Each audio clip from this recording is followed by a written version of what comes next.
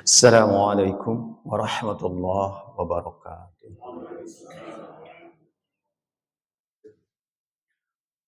Alhamdulillah. Nahmaduhu wa nasta'inuhu wa nastaghfiruh. Wa na'udzu billahi min shururi anfusina min sayyiati a'malina. May yahdihillahu fala mudilla lahu wa may yudlilhu fala hadiya lahu. Asyhadu an la ilaha illallah wa asyhadu anna Muhammadan abduhu wa rasuluh. Allahumma salli ala Muhammad wa ala ali Muhammad kama sallaita ala ali Ibrahim wa barik ala Muhammad wa ala ali Muhammad kama barakta ala ali Ibrahim fil alamin innaka Hamidum Majid. Ya ayyuhal hadirun ittaqullah wa la tamutunna illa wa antum muslimun. Hadirin sekalian, alhamdulillah Allah langkahkan kaki kita ke tempat yang mulia ini, mudah-mudahan ini menjadi saksi kebaikan bagi kita sekalian. Alhamdulillah, Ibu Bapak Ieu Daramang sadayana sehat, alhamdulillah. Ya, sehat walafiat sehingga bisa datang ke tempat yang mulia untuk semoga menjadi amal yang mulia. Walaupun sesehat apapun kita, sehebat apapun kita tetap harus kembali kepada Allah, kita harus wafat. Bisa jadi kita harus sakit dulu gitu. Dan ini ada saudari kita yang sedang sakit, Ibu Hajah Karlina Ria Resti, istri dari Bapak Haji Indra Jaya. Pak Haji Indra Jayanya ada? Ya, kemudian Pak Haji Handoko yang dirawat di Rumah Sakit Al Ihsan. Kita sama-sama mendoakan mudah-mudahan Allah sembuhkan kembali mereka. Semoga ujian sakitnya Allah jadikan jadi jalan kemuliaan bagi mereka. Jadi ampunan dosa jadi jalan kemuliaan bagi beliau dan menjadi pelajaran juga bagi kita sekalian. Alhamdulillahirabbil alamin. Sama-sama berdoa. Alhamdulillahirabbil alamin. Allahumma shalli ala Muhammad wa alihi wa sahbihi wa sallim ajmain. Amin. Allahumma ighfir lil mu'minina wal mu'minat wal muslimina wal muslimat al ahya'i minhum wal amwat ya qadi al hajat. Allahumma shfi anta syafi. Allahumma shfi anta syafi la shifa illa shifauka shifa la yughadiru saqama. Ya Rabb, sembuhkan kembali saudara-saudari kami ya Rabb. Secara khusus Ibu Hajah Karlina dan Pak Haji Handoko. Sehatkan kembali beliau dengan sehat walafiat, sehat yang menjadi jalan kemuliaan ya Rabb. Ya Rabb, tidak ada yang menguji kami dengan sakit kecuali Engkau dan tidak ada yang bisa menyembuhkan kembali kecuali Engkau. Tidak ada kesembuhan kecuali darimu ya Rabb, sembuhkan kembali ya Rabb. Ya Rabb, jadikan ujiannya menjadi jalan kemuliaan, menjadi penggugur dosa dan menjadi jalan kemuliaan bagi beliau dan kami sekalian. Rabbana atina min ladunka rahmatan wa hayyi lana min amrina rasyada. Allahumma shfi anta syafi la shifa illa shifauka shifa la yughadiru saqama. Rabbana atina fid dunya hasanah wa fil akhirati hasanah wa qina azabannar. Wa sallallahu ala Muhammad wa alihi wa sahbihi wa sallim ajmain. Alhamdulillahirabbil alamin. Jazakumullahu khair. Terima kasih Bapak Ibu sekalian.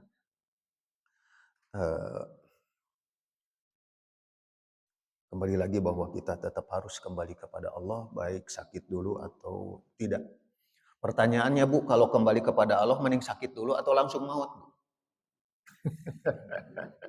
Bu, di masjid saya pernah dibahas bahwa di antara ciri akhir zaman itu banyak orang yang meninggal ngedadak Bu. Bu, kalau sekarang yang meninggal mendadak banyak nggak Bu? Oh banyak. Berarti sudah akhir zaman punya. Ibu mau maut ngedadak atau sakit dulu? Asa teh aya pilihan. Tapi kita harus wafat punya al-mautu haq. Dan maut itu pintu gitu Bu. Jadi kadang ada orang yang nangis sedih ketika ada keluarga wafat gitu punya. Ya wajar gitu. Rasulullah saja menangis ketika putranya wafat gitu. Tapi itu ibarat kemarin saya sampaikan ke ibu-ibu. Ibarat ibu masuk ke masjid gitu bunya, yang lain masih di luar, yang lain sudah di masjid kan itu bu. Kita masuk ke alam barzah itu kan melewati pintu, ya pintunya itu maut gitu. Jadi sebagian ulama menjelaskan jangan terlalu sedih, dah itu ibarat kita masuk pintu, kita gantian, keluarga kita duluan, nanti kita nyusul, atau kita duluan, nanti keluarga kita nyusul. Gitu. Itu hanya pintu saja, nanti insya Allah kita bertemu dengan keluarga kita. Dan maut itu sakit gitu punya, sampai Rasulullah jelaskan. Malaikat Jibril saja memalingkan muka ketika Rasulullah menghadapi sakaratul maut. Itu saking sakitnya. Sampai kata Rasulullah, wahai Jibril, apakah engkau jijik melihatku? Kata malaikat Jibril, tidak. Malah kalau bahasa kita, aku tidak tega melihat kekasih Allah mengerang kesakitan, menahan sakaratul maut. Punya dalam hadis kan bagaikan 300 kali tebasan pedang, hadis lain bagaikan 1000 kali tusukan pedang. Jadi kalau ditebas 300 kali, bu coba ditebas 300 kali, ditusuk 1000 kali, sakit sekali. Dalam hadis yang tidak sakit itu orang yang mati syahid. Makanya di antara doa kita, Allahumma hawwin alaina fi sakaratil maut ya Rabb. Ringankan kami menghadapi sakaratul maut. Bu, di antara hadis, saya lupa riwayat siapa, kalau kita mau ketika sakit itu tidak sakit, maka di antaranya kita banyak mengingat kematian ketika kita hidup. Walaupun kita sering kali lupa banyak. Mudah-mudahan Allah wafatkan kita dalam keadaan ringan menghadapi sakaratul maut. Kan ada yang punya, yang meninggal tetapi tersenyum, Bu. Adanya. Karena sakitnya sakaratul maut, setiap orang nanti akan diperlihatkan tempatnya. Ya. Mudah-mudahan diperlihatkan itu surga bagi kita, bunya. Sehingga sakitnya sakaratul maut itu nggak kerasa, tersenyum bunya. Seperti wanita termulia, istrinya Fir'aun kan itu bunya, istrinya Fir'aun. Dibunuh oleh suaminya, malah dia tersenyum bunya, karena diperlihatkan tempatnya di surga. Mudah-mudahan Allah wafatkan kita dalam keadaan mulia. Wah, langsung Bu ke judul tulisan kita, Hikmah Menaklukkan Konstantinopel. Mohon maaf kalau saya tulis ini bulan kemerdekaan. Saya mau membahas kemerdekaan dan sebagiannya sudah saya sampaikan ke ibu-ibu di pengawasan awal bulan. Tetapi saya ada tulisan ini karena kemarin, mohon maaf, saya kemarin mengisi acara ini di Masjid Habibur Rahman PTDI ya. Saya diminta tentang penaklukan Konstantinopel. Jadi bahannya masih ada yang gampang saja. Jadi saya edit, saya print out lagi. Penaklukan Konstantinopel. Jadi Konstantinopel itu kalau sekarang itu daerah Turki banyak. Itu dulu kekuasaannya apa tuh Romawi gitunya. Ada Romawi Timur, ada Romawi Barat, Romawi Barat. Ini Romawi Timur. Konstantinopel itu ya Turki, Istanbul kalau bahasa kita. Ada Hagia Sophia dulu itu dikelilingi oleh benteng yang kuat. Bu, ketika Konstantinopel, benteng yang begitu kuat, bentengnya ini dibangun sekitar abad keempat, antara abad keempat, abad kelima. Rasulullah lahirkan akhir abad ketujuh. Kira-kira 2 sampai 3 abad sebelum Rasulullah lahir. Jadi benteng ini kuat sekali, 3 lapis, 1000 tahun lebih tidak ada yang bisa mengalahkan benteng ini, saking kokohnya. Ya. Tetapi si benteng ini dikuasai oleh orang Islam. Ya, dibahas di bawah, namanya Sultan Muhammad Al-Fatih. Ketika benteng ini dijebol, ya pasukan Muslim itu sudah masuk ke benteng itu. Tiba hari Jumat, maka Sultan Muhammad Al-Fatih itu harus menentukan siapa yang berhak menjadi imam sholat Jumat, menjadi khotib kalau bahasa kita. Rasanya pernah dibahas di sini. Maka beliau ngetes seluruh tentaranya, ada yang menyebutkan tentaranya sekitar 150.000, ada yang menyebutkan sampai 250.000. Maka beliau ngetes siapa dari tentara-tentara itu yang berhak menjadi imam untuk sholat Jumat. Maka beliau memerintahkan semua tentaranya untuk berdiri. Kemudian ngetesnya dengan 3 pertanyaan. Kalau di kita mah ada fit and proper test gitu kan ya, untuk memilih pemimpin ditanya gitu ya. Beliau cukup mengajukan 3 pertanyaan. Pertanyaan yang pertama gitu, berdiri semuanya, kemudian beliau bertanya, siapa di antara kalian yang sejak kalian balik sampai hari ini tidak pernah sekali saja kalian meninggalkan sholat fardu, sholat wajib.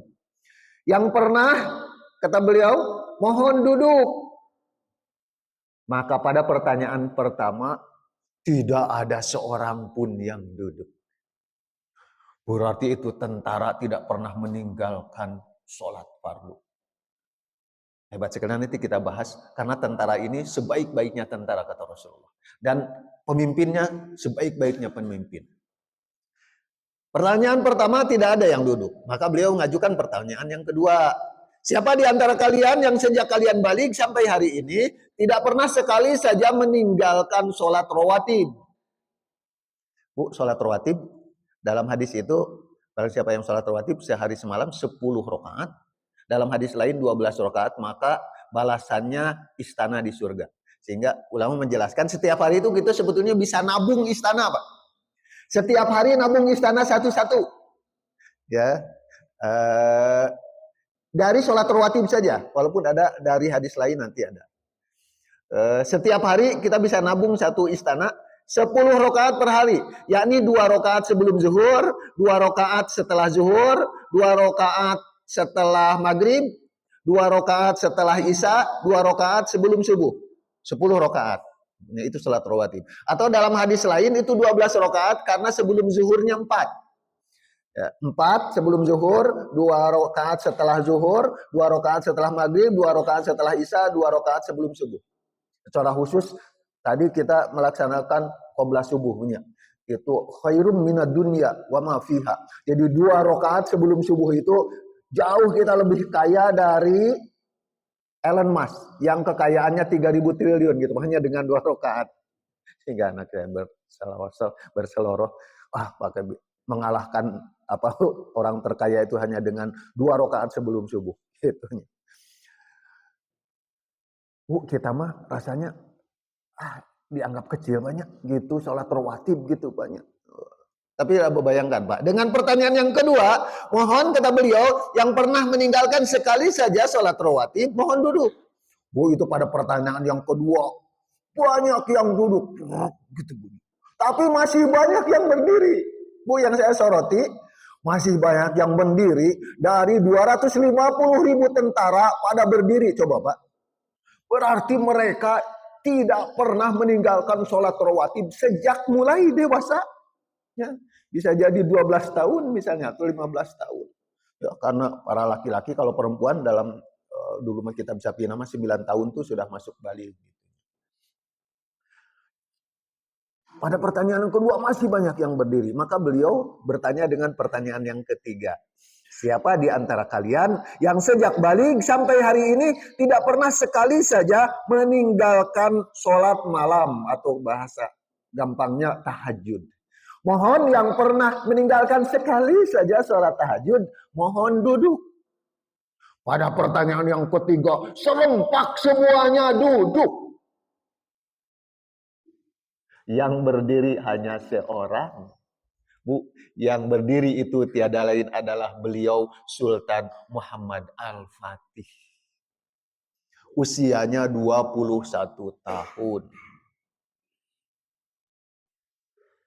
Makanya di sini saya tuliskan tentang Al-Quran surat Al-Isra ayat 79. Bu, kita sama-sama baca. A'udzu billahi minasy syaithanir rajim. Wa minal laili fatahajjad bihi nafilatan lak asa يبعثك ربك مقاما محمودا. Haji harus. Artinya Pak Haji. Pada sebagian malam lakukanlah salat tahajud sebagai atau suatu ibadah tambahan bagimu. Mudah-mudahan Tuhan memperkenalkanmu ke tempat yang terpuji. Jazakumullah khair. Oh, satu-satunya ibadah sunat yang Allah perintahkan dan Allah tulis dalam Al-Quran itu adalah sholat tahajud. Oh, bayangkan Bu, satu-satunya ibadah sunat saking istimewanya Allah tulis, Allah perintahkan dan langsung Allah tulis dalam Al-Quran, yakni sholat tahajud. Jaminannya tidak tanggung-tanggung. Wa minal laili fatahajjad bih asa ayyab'atsaka rabbuka. Semoga Tuhanmu, ulama menafsirkan semoga di sini asa ini bukan hanya doa tetapi jaminan. Allah menjamin akan memberikan maqamam mahmuda, posisi yang mulia baik di dunia dan di akhirat. Contohnya Sultan Muhammad Al-Fatih. Bu, di bawahnya nyambung Bu ya. Bu, ketika Rasulullah menggali parit pada perang Khandaq, Rasulullah membelah batu dalam satu riwayat karena sahabat itu mengadu kepada Rasulullah ketika menggali parit. Parit Bu 15 meter dalamnya, 7 meter kalau tidak salah, coba. Sehingga kuda tidak bisa loncat. Bu, menggali parit di Madinah beda dengan menggali parit di komplek wartawan. Di kita mah tanah Bu. Di sana apa Bu? Batu, coba Bu. Batu Bu digali 15 meter dalam 7 meter kalau tidak salah. Nanti Bu bisa baca. Ada batu yang tidak bisa dihancurkan, sehingga oleh Rasulullah itu dihancurkan, dilemparkan lembing. Pada lempar yang pertama belum pecah, keluar cahaya. Kedua keluar cahaya, ketiga keluar cahaya, pecah. Sahabat bertanya, wahai Rasulullah, kami melihat cahaya. Apa itu artinya? Di antaranya kata Rasulullah, perlihatkan kalau bahasa kita mah, bahwa pasukan Muslim akan menguasai Konstantinopel. Dan sebaik-baiknya pasukan Bu di bawah. Di bawah nanti ada latuftahanal Konstantiniyah, sabda Rasul, akan dikalahkan atau akan ditaklukkan Konstantiniyah, Konstantinopel. Fala ni'mal amiru amiruha, sebaik-baiknya pemimpin, sabda Rasulullah, adalah pemimpinnya, yakni pemimpin yang menaklukkan Konstantinopel. Wala ni'mal jaisu zalikal jais, dan sebaik-baiknya tentara, ya tentara itu. Dalam hadis lain Rasulullah berucap gini, sebaik-baiknya pemimpin itu adalah Muhammad Al-Fatih. Kemudian pernah dijelaskan juga oleh Ustadz lain bahwa yang menundukannya namanya sama dengan namaku Muhammad. Gitu. Sehingga nanti ada pembahasan ketika ayah Sultan Muhammad Al-Fatih dikasih tahu istrinya melahirkan seorang anak laki-laki, beri nama dia Muhammad. Mudah-mudahan itu mengenai hadis Rasulullah kalau bahasa kita. Bu, sejak Rasulullah berucap itu, orang-orang Islam, para sahabat bertanya, kagum gitu, punya logikanya gitu. Karena Rasulullah tidak pernah berucap illa wahyu yuha, kecuali wahyu saja. Namun orang Yahudi pada ketawa Bu. Atau orang Islam belum punya apa-apa, punya perang Khandaq saja hanya 3.000, sementara diserang oleh gabungan musuh ya dari Madinah juga ada, termasuk secara khusus dari Mekah ya kaum Quraisy melawan 10.000, sehingga menggali parit agar susah menyerangi. Di idenya siapa Bu? Salman Al-Farisi ya, dari Farsi. Betul. Belum punya apa-apa, Yahudi mendengar ini ketawa karena Konstantinopel itu benteng yang kokoh. Bu, dan ini pernyataan ini langsung menggerakkan, menjadi motivasi semangat bagi orang-orang Islam. Secara khusus yang pertama kali mendengar dan kalau bahasa kita menghayati Abu Ayyub Al-Ansori. Sampai pasukan muslim itu menyerang. Pertama kalah, disiapkan lagi. Dan disiapkannya bukan 10 tahun, 20 tahun, Bu. Ratusan tahun. Ya. Karena baru bisa dikalahkan itu setelah ucapan Rasulullah itu 825 tahun, Bu, kira-kira. Lama sekali. Lama sekali banyak.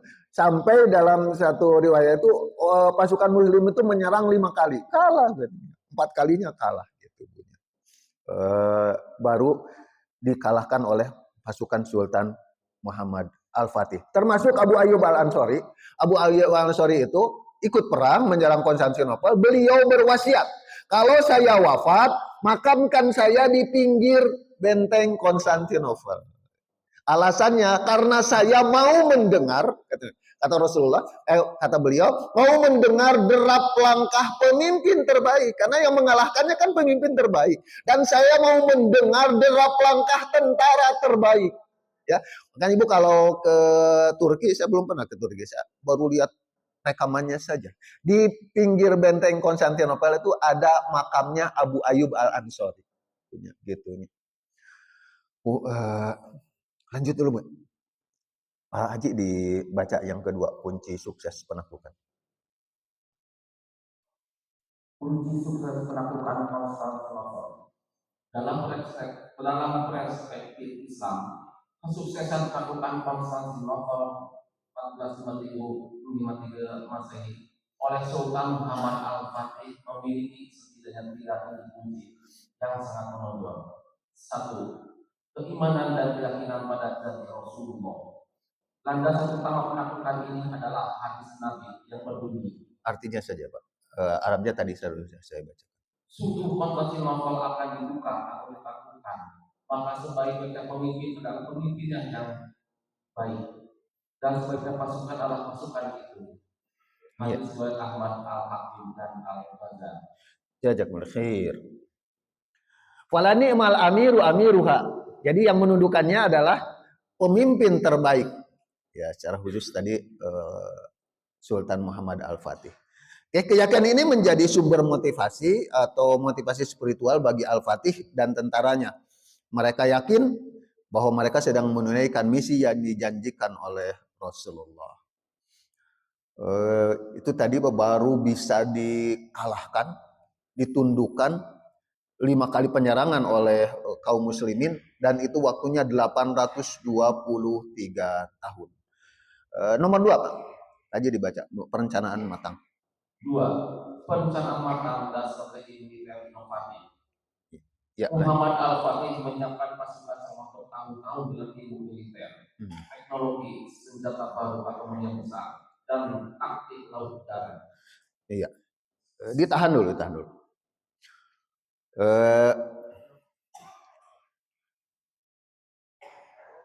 Bu, Sultan Muhammad Al-Fatih itu beliau bisa menundukkan Konstantinopel pada usia muda. Beliau usianya 21 tahun. Pak, kalau di kita 21 tahun mah lagi senang-senangnya main banyak. Coba, beliau sudah bisa menundukkan. Kalau di kita mah biasanya yang nyerang itu kan pemimpinnya jenderal banyak. Bu, jenderal itu biasanya usianya sudah sepuh. Bu, teman sekelas itu beliau bintang 2. Jadi artinya seusia saya tuh bintang 2, jadi kalau misalnya ada bintang 4 tuh pasti istimewa sekali. Tapi artinya tetap mereka sudah sepuh. Di kita rasanya nggak ada jenderal yang usianya 40 tahun banyak. Nggak ada lah gitunya. Pasti lebih dari itu gitu. Coba Pak, ini pimpinan jenderal bisa mengalahkan Konstantinopel usianya 21 tahun. Beliau diangkat menjadi raja itu usia 19 tahun. Nanti ada pembahasan bagaimana beliau itu bisa hebat karena memang disiapkan oleh ayahnya. Bu, ini pelajaran bagi kita. Jadi kalau kita merasa hebat, kita hebat, jangan merasa kita hebat, Bu. Jadi kalau kita hebat itu sebetulnya yang hebat itu orang tua kita. Makanya di antara doa, Rabbi auzini an ashkura ni'mataka allati an'amta alayya wa ala walidayya. Jadi kalau kita bersyukur untuk nikmat yang ada pada kami, tetapi sebetulnya itu syukur karena telah diberikan nikmat itu kepada orang tua kita, karena orang tua kita yang menyiapkan kita. Sampai kata Rasulullah, anta wa malu kali walidika, bahwa engkau itu dan harta bendamu adalah milik ayah dan ibumu, karena kehebatan kita itu yang menyiapkan orang tua kita. Jadi kalau Sultan Muhammad Al-Fatih itu hebat, itu sebetulnya disiapkan oleh ayahnya. Tidak mungkin tiba-tiba Sultan Muhammad Al-Fatih begitu dewasa, begitu usia 15 tahun, tiba-tiba dia langsung tidak pernah lepas tahajud. Nggak mungkin, Bu. Kecuali dilatih sejak kecil. Dilatih sejak kecil. Dan metodenya mirip seperti metode Rasulullah. Jadi Rasulullah ketika anak-anak itu langsung dikirim ke Arab asli, Arab Baduy, Pak. Jadi bahasanya tuh bahasa asli. Karena di kota mah sudah banyak bahasa slang kalau bahasa kita. Ini juga persis. Sultan Muhammad Al-Fatih ketika kecil itu dikirim untuk mempelajari agama di guru terbaik. Ya, guru terbaik secara khusus dua gurunya. Yang saya sorot itu A'aq Samsudin. A'aq Samsudin itu mendidik beliau atas perintah ayahnya dikasih kayu. Dikasih kayu, Pak, saya jadi ingat dulu paman saya itu kalau ngajar ngaji itu pegang kayu, Bu. Lamun ayeuna mah atos dipanggil ke kantor polisi, Bu. Gitunya. Tapi itu dulu, aduh. Makanya, Bu, azab itu lebih dahulu daripada ilmunya punya. Aduh, itu. Dulu mah ngelihat guru tuh nggak berani. Aduh, sekarang banyak. Coba Bapak lihat coba. Seorang anak SMP itu nendang meja gurunya. Aduh, ya Allah ya Rabbi, di mana akhlak gitu. Itu Sultan Muhammad Al-Fatih itu oleh ayahnya kepada gurunya dikasih bambu, dikasih kayu untuk memukul kalau ngajinya itu benar gitu. Saya dikasih kekuasaan oleh ayahmu gitu. Sampai kata beliau, semua guru-guruku karena aku ini anak raja gitu punya, guru-guru itu berebut untuk mencium tanganku kata beliau, tetapi tidak ada seorang guru yang aku ingin lebih awal menciumnya kecuali kepada guruku A'aq Samsudin itu. Jadi A'aq Samsudin itu ketika dia masih kecil, dia membawa muridnya ke Konstantinopel. Ya. Kemudian beliau berucap, engkau nanti akan menundukkan Konstantinopel. Dari awal itu sudah diajarkan. Balik lagi, Pak. Ketika ayahnya Sultan Muhammad Al-Fatih ini, beliau menjadi raja juga. Kemudian beliau juga menyerang Konstantinopel, tapi kalah, Bu. Tapi beliau berdoa semoga nanti Konstantinopel itu dikalahkan, ditundukkan oleh putraku. Ya, dari awal beliau sudah menyiapkan, Bu. Ini pelajaran, Bu. Bu, makanya pelajaran bagi kita. Pernah saya sampaikan dan ini mengingatkan saya tentang kewajiban kita terhadap anak. Ketika Umar bin Khattab diprotes oleh seorang ayah. Wahai Amirul Mukminin, aku mengadu kepadamu karena anakku mantangul, kalau bahasa Indonesianya apa? Nakal gitu ya. Nakal. Itu mau panggil anakmu, ya sama dipanggil anaknya. Itu si anaknya pinter. Wahai Amirul Mukminin, saya mau tahu dulu sebetulnya kewajiban seorang ayah terhadap anak itu apa? Ya. Kata Amirul Mukminin pertama, itu ada 10 katanya. Yang pertama, mencarikan ibunya yang solihah. Itu si anak pinter. Wahai Amirul Mukminin, ayahku tidak melakukan itu. Karena ibuku itu seorang budak dari seorang laki-laki beragama Majusi. Yang pertama sih sudah kalah. Yang kedua apa? Bu, ini pelajaran bagi kita. Ya, bahwa kewajiban kita untuk anak kita mencarikan istrinya yang solihah. Bu, pelajaran, Bu didiknya putra-putri kita, putri kita agar menjadi solihah. Gitu, Bunya. Dan itu kewajiban ayah, mencarikan istrinya yang solihah. Yang kedua apa? Yang kedua memberi nama yang baik. Yang kedua kata dia tidak melakukan lagi. Karena dia memberi namaku Julhan. Julhan itu kalau bahasa orang sini itu bangbung rangaek, Pak. Bangbung itu apa, Pak? Bahasa Indonesianya kumbang gitunya. Dari ke satu sudah salah, yang kedua salah. Yang berikutnya apa? Mengajarkan Al-Quran tidak, mengajarkan sholat tidak. Terus sampai nomor 10 itu menikahkan. Bu, Sultan Muhammad Al-Fatih, ayahnya ketika dia sedang membaca Al-Quran, datang utusannya ngasih tahu bahwa istrinya melahirkan seorang anak laki-laki. Tadi saya jelaskan, kasih dia nama Muhammad. Mudah-mudahan itu mengenai hadis Rasulullah yang bisa menundukkan Konstantinopel. Pak, dari mulai nama saja itu sudah tujuannya mulia gitu punya. Tuh, balik lagi ya Allah ya Rabbi. Pak, dibereskan dulu Pak, nanti kita bahas Pak. Strategi inovatif Pak. Jadi Sultan Muhammad Al-Fatih itu bisa menundukkan yang pertama, dia mempelajari ilmu militer. Jadi dia yang saya tandai hebat ini si anak ini sejak kecil itu oleh gurunya diajarkan ilmu agama. Oke, iya pasti itu punya. Diajarkan ilmu agama itu pasti. Kemudian diajarkan juga ilmu militer. Ya. Taktik militer gimana caranya supaya dia menang dan bisa mengalahkan Konstantinopel. Sampai gini Pak. Konstantinopel itu gimana caranya agar nanti negara lain itu ketika dia nyerang itu tidak menghalangi. Sampai dia persis ini seperti Rasulullah ke Madinah, Rasulullah itu membuat kesepakatan dengan Yahudi agar tidak mengganggu kan gitunya. Ini juga sama. Pak, ini Kristen Ortodok, tetapi di negara lain juga ada Kristen. Tapi pinternya Sultan Muhammad Al-Fatih itu beliau mengadakan kerjasama dengan negara-negara lain. Fokus dia ngejar ucapan Rasulullah, Konstantinopel akan ditundukkan.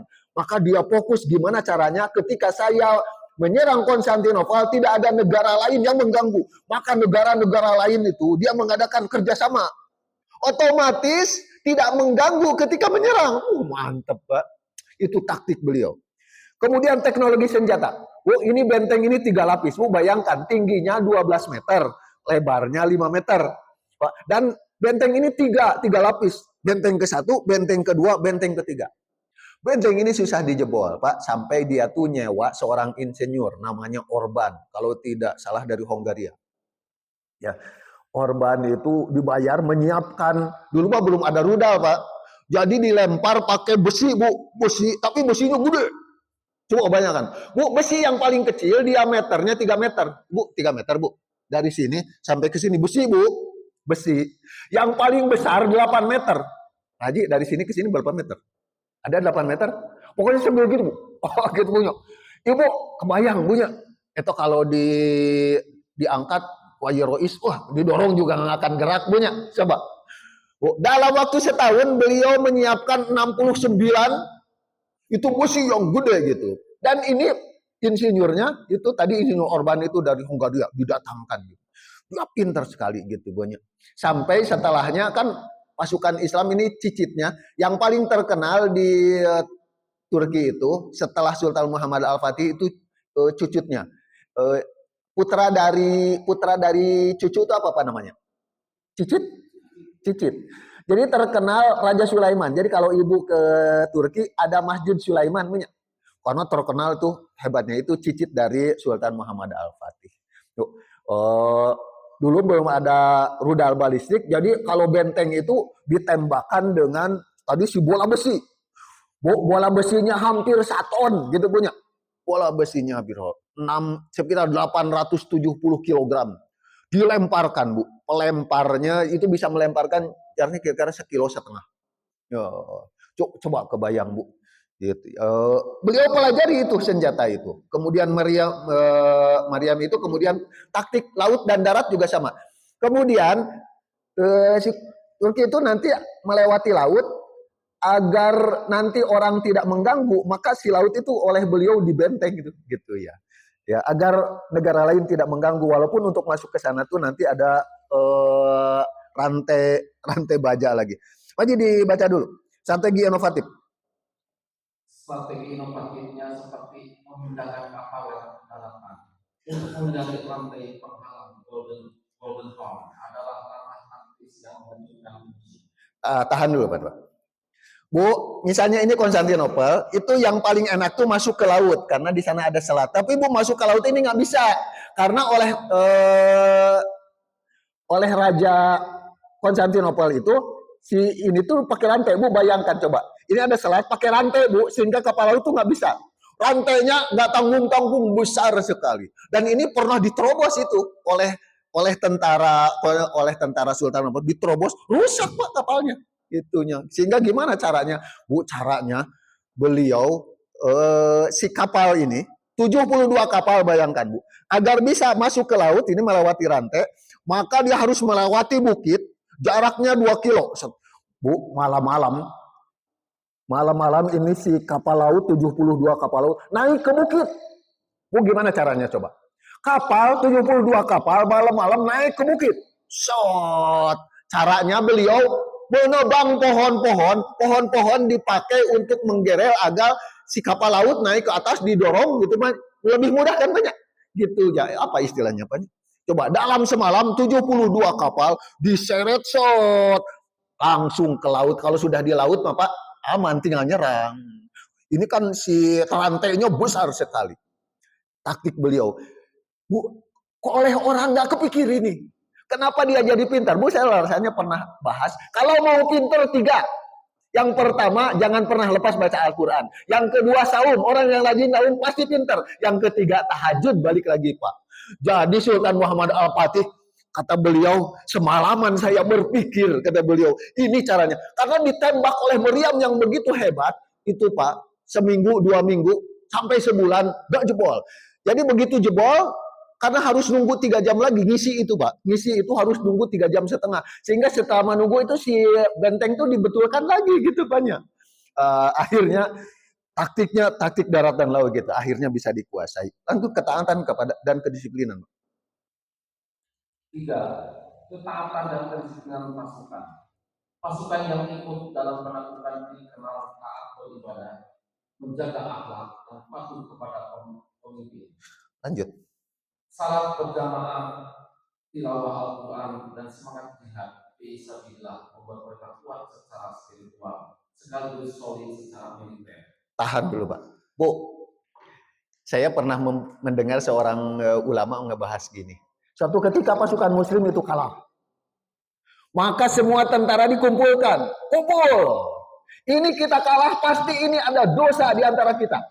Bu, dalam surat Al-Jajalah kan gitu punya. Jadi kesedihan itu diakibatkan oleh dosa kita. Ini tentara ini ngumpul. Ayo semua orang angkat tangan mengakui apa dosa yang pernah dilakukan sehingga pasukan kita kalah. Bu, itu tidak ada yang angkat tangan.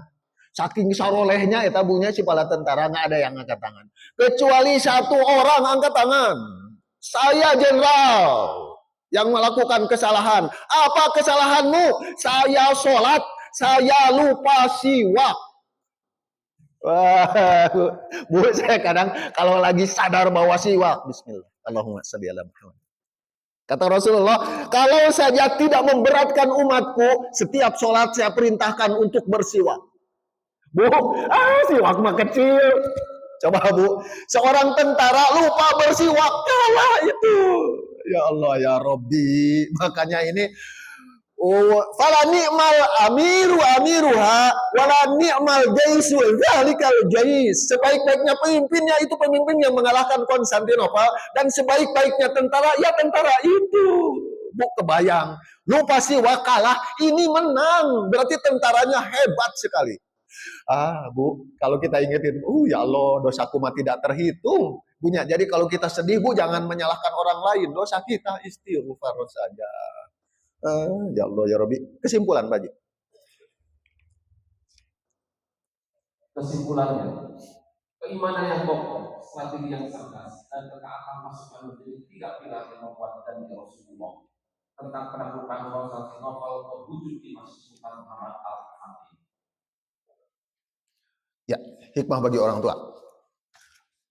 Bu, saya bacakan saja intinya. Wih, timer terus bunyi. Mohon maaf saya tidak lama. Hikmah ini saya tuliskan 3 bagi orang tua. 1, kesabaran dan ketekunan dalam berjuang secara mendidik anak dan berjuang. Yang kedua, kepemimpinan yang berlandaskan nilai Islam. Yang ketiga, doa dan tawakal kepada Allah. Bu, doa untuk anak-anak keturunan kita. Kemudian menjadi teladan bagi generasi muda. Bu, kalau anak kita mau baik, jangan berharap anak kita mau datang ke masjid sholat kalau kita tidak mencontohkan, kan gitu banyak. Karena anak itu melihat apa yang kita lakukan. Kemudian yang kelima itu persatuan dan kebersamaan. Hikmah bagi pemuda, semangat jihad dan pengabdian. Kemudian keimanan yang kokoh. Kemudian yang ketiga, kepemimpinan Islam. Yang keempat, persatuan umat Islam. Yang kelima, pengembangan ilmu dan strategi ilmu. Ilmu itu mutlak punya. Karena kemuliaan seseorang di dunia dan di akhirat itu ditentukan oleh ilmunya. Ya, yarfa'illahu allazina amanu minkum wallazina utul ilma darajat. Kemudian hikmah bagi pemimpin yang visioner, melihat ke depan. Jadi tadi si batu pelempar itu apa namanya tadi saya sampai lupa. Meriam besar itu belum ada orang lain yang bisa melakukan saat itu, Pak. Makanya saya sampai speechless, Bu. Saya ngajar mahasiswa S3, Bu. Seorang mahasiswa S3 saya tuh beliau dari Teknik Mesin UGM. Beliau berucap yang ucapan itu, surprise kata saya. Pak, katanya, setahu saya, sejarah itu membuktikan negara yang bisa menguasai negara lain, artinya negara maju adalah negara yang menguasai besi, kata beliau. Makanya dalam Al-Quran ada surat Al-Hadid. Kata saya teh gitu ya. Sampai sekarang, Bu, negara yang maju itu negara yang menguasai besi. Bu, kalau bahasa kita mah negara yang menguasai besi itu negara yang bisa mengatur itu besi itu menjadi senjata gitu banyak. Coba. Sekarang yang bisa menguasai itu yang memiliki balistik atau yang lainnya. Senjata besi diantaranya. Kepemimpinan yang visioner, ya berani, keadilan dan ketegasan, mengutamakan persatuan, mengandalkan iman dan doa, inovasi dan adaptasi. Alhamdulillah, Bu, materi itu sering saya. Ibu tong naros. Ibu ini tanggal 17 Agustus, saya harus upacara karena saya seorang karyawan. Ya Allah ya Robi. Bu, mudah-mudahan Allah memuliakan kita sekalian. Allah memberikan kita kemerdekaan. Terakhir, kenapa kemerdekaan ini harus kita syukuri? Bu, di Turkistan, ya, di Turkistan ketika diserang oleh non-muslim, saya pernah sampaikan ke ibu-ibu kemarin, bahwa orang yang tidak mau keluar dari Islam itu ditanam, Bu, sehingga yang tersisa itu hanya tinggal kepala. Kemudian disediakan cangkul. Kamu mau tetap dalam Islam? Ya, cangkul, mati. Kamu mau keluar dari Islam? Ya, dikeluarkan hidup. Nauzubillah min zalik. Itu sampai begitu tuh mempertahankan keimanan. Terakhir, tahun 90-an ketika saya masih mahasiswa S1, terjadi perang Bosnia dengan Serbia. Punya orang-orang Islam, orang-orang Bosnia itu dilucuti pakaiannya. Kalau ketahuan dihitan, disuruh lari, diberondong, mati mereka. Kalau ketahuan kemaluannya dihitan, dipotong itu, Bu, mati. Wanita-wanita Muslim payudaranya dipotong. Oh, ini 9 bulan terakhir Bosnia, ibunya. Kemudian gadis-gadis Muslimah diperkosa 5.000 melahirkan anak, diklaim menjadi Kristen. Real, di tempat kerja saya ada seorang non-muslim, beliau tidak memiliki anak, beliau mengadopsi 2 anak. Di antara anaknya 1 laki-laki. Cakep sekali, lentik, wajahnya kayak Timur Tengah. Saya kaget, siapa ini anak? Selisik, punya selisik. Katanya beliau itu anak dari Bosnia. Bu, coba bayangkan apabila anak kita sementara agamanya berbeda. Aduh ya Allah, surga neraka, nauzubillah min zalik. Saya sampai berdoa, ya Allah, kembalikan dia ke dalam Islam. Bu, kita syukuri kemerdekaan ini. Semoga Allah selamatkan anak-anak keturunan kita dalam keadaan Islam, wafat dalam keadaan Islam. Semoga tidak ada lagi penjajahan secara khusus kepada orang-orang Islam. Billahi taufiq wal hidayah. Assalamualaikum warahmatullahi wabarakatuh. Permios.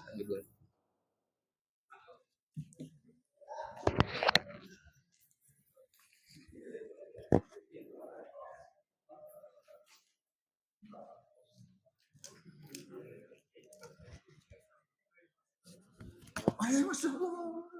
Masih gitu.